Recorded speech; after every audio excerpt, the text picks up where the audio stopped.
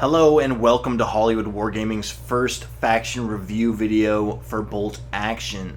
Now, the point of these videos is not just to rank the armies of the games that we're reviewing, but also to sort of familiarize existing and new players with the factions, how they operate within the rules system, and which one you might want to pick up yourself.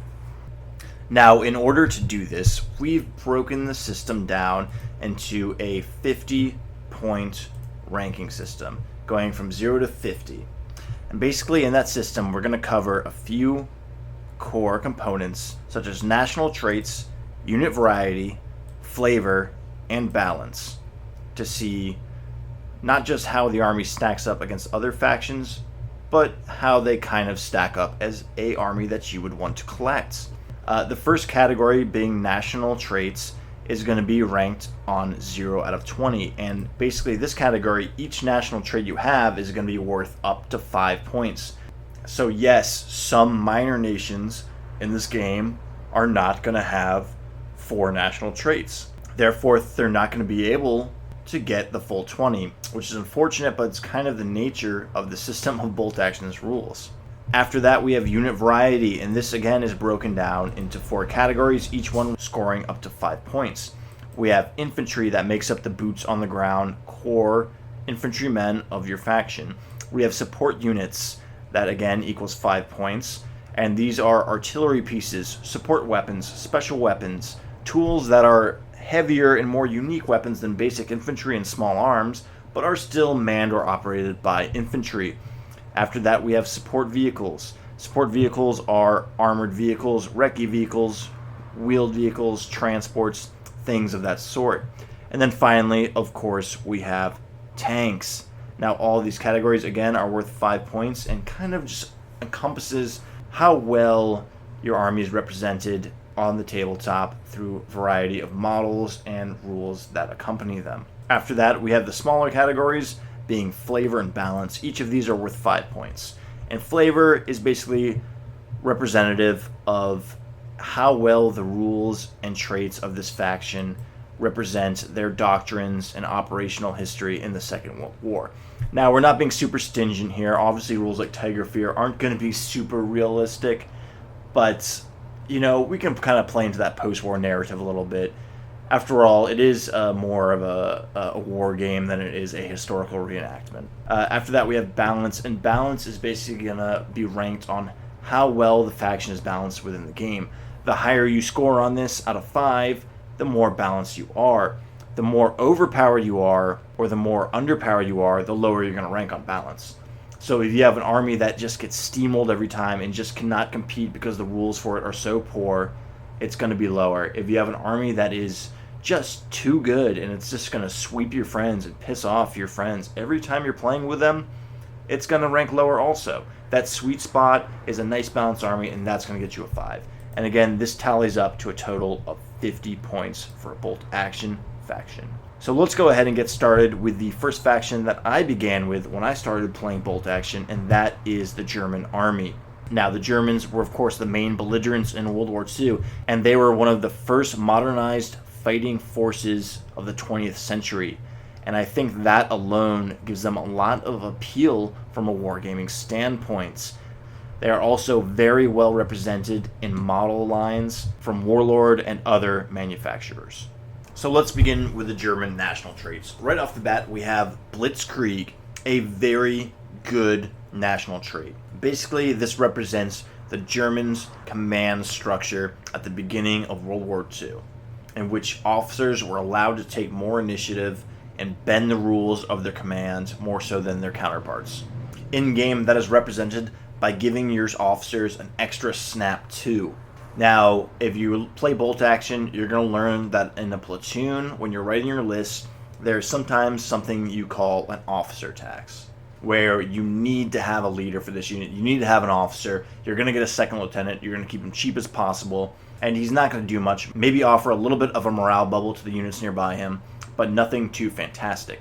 Having one snap 2 isn't great when one of the units you're spending to snap 2 is not that good of a fighter himself. Things start to change when you get up to 2 snap 2s, or 3 snap 2s. Once you hit 3 snap 2s, You can really levy the game to have multiple units of yours activate, fire at the nearest opponent, and potentially wipe them out before they can fire at you even once that turn.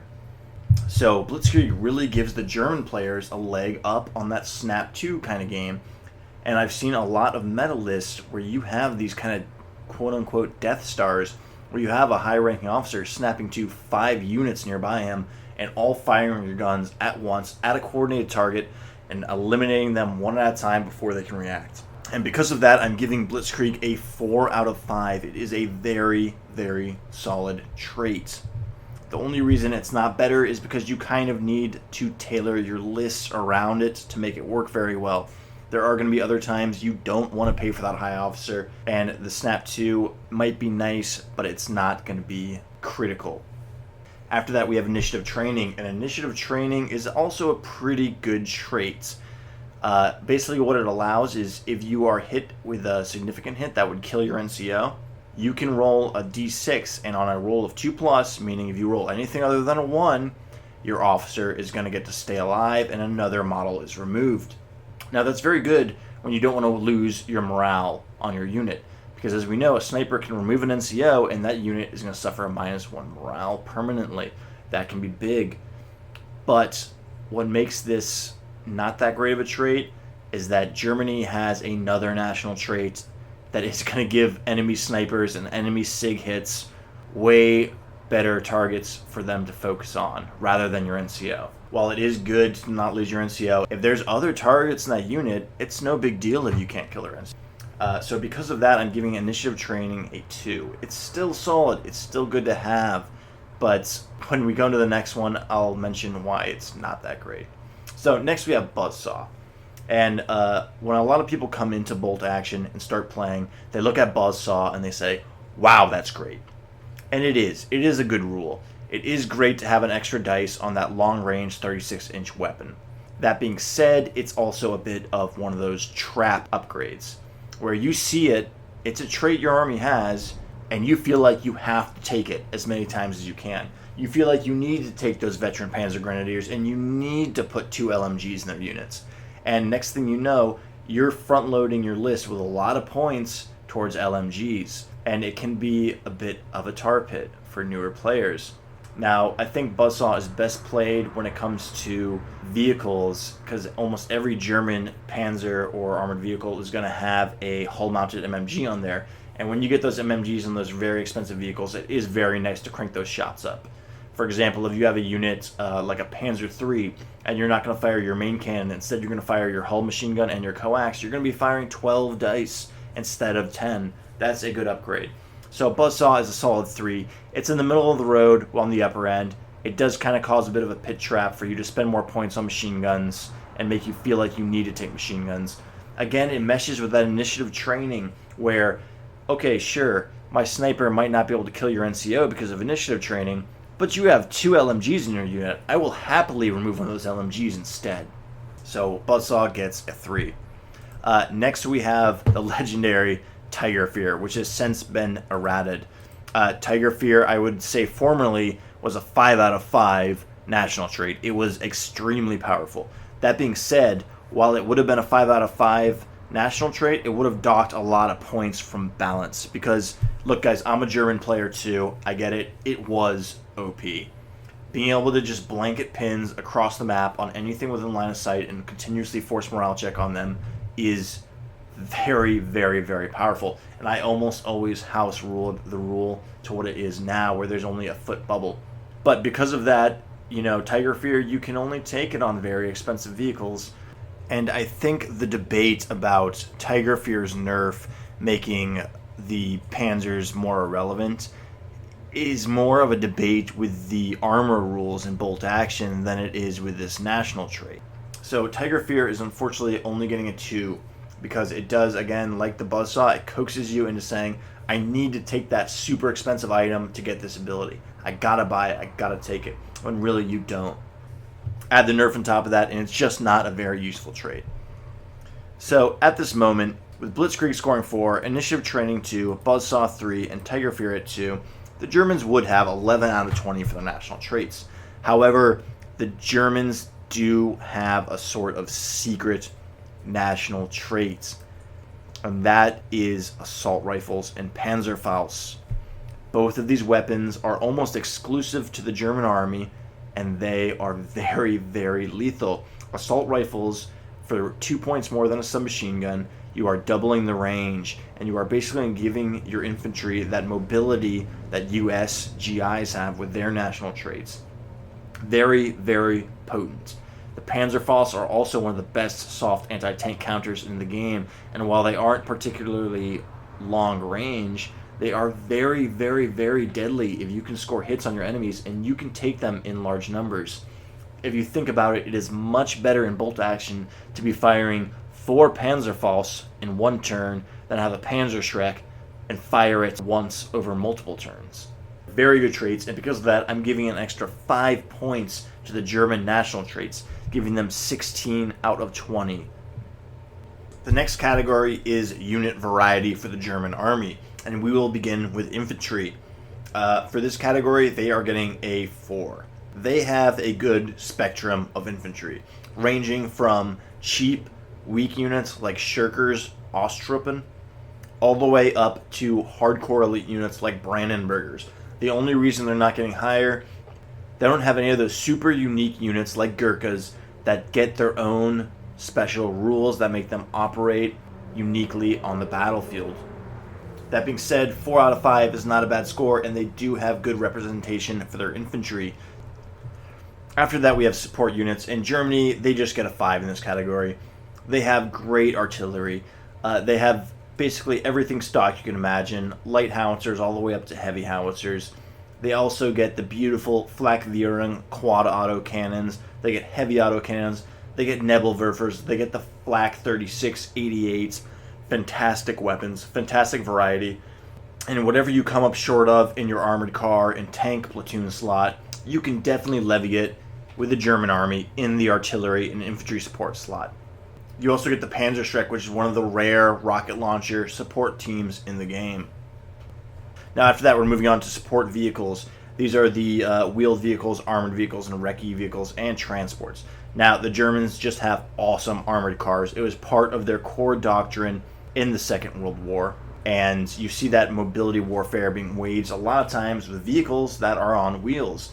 You get the 222, you get the 8-rads, and of course you get the Puma. The Puma is a famously trolly unit. It's incredibly powerful, well-balanced, well-armored. It has recce. Recce is one of the best rules in the game.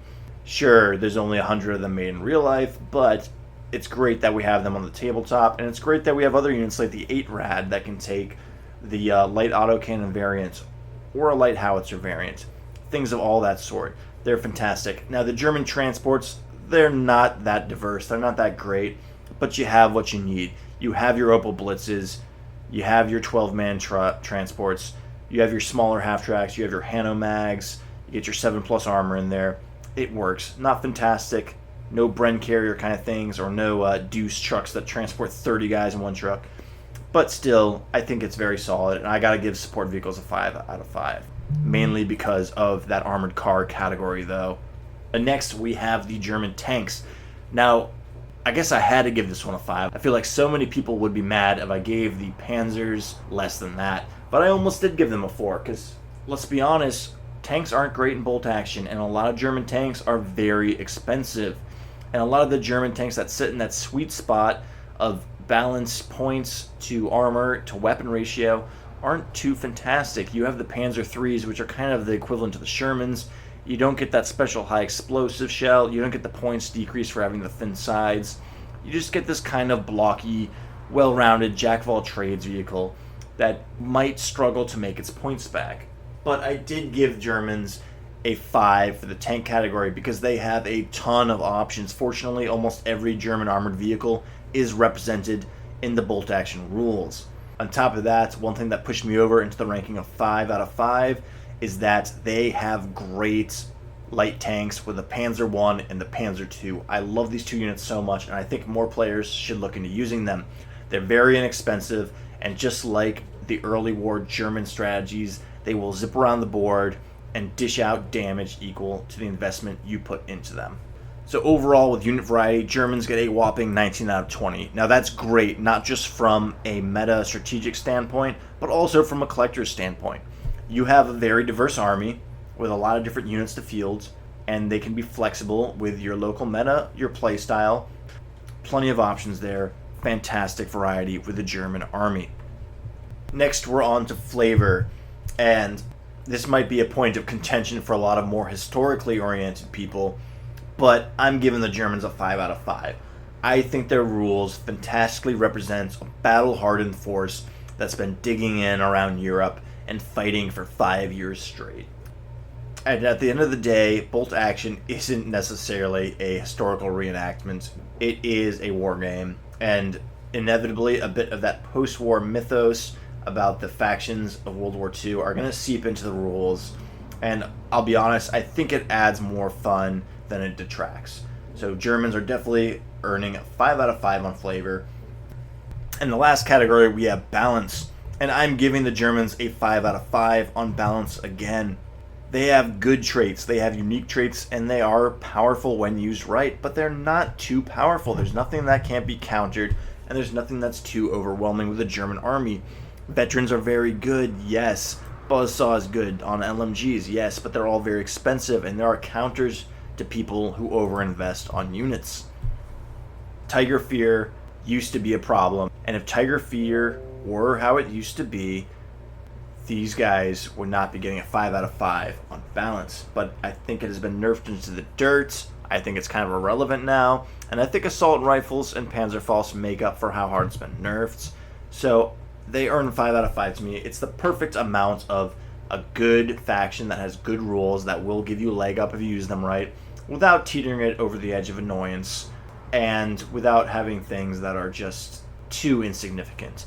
Even their worst trait, like initiative training, will pop up and be useful every now and then. So the Germans score 5 out of 5 for balance, 5 out of 5 for flavor, 19 out of 20 for unit variety, and 16 out of 20 for national traits. That puts the Germans at a solid score of 45 out of 50 on our unit review ranking scale.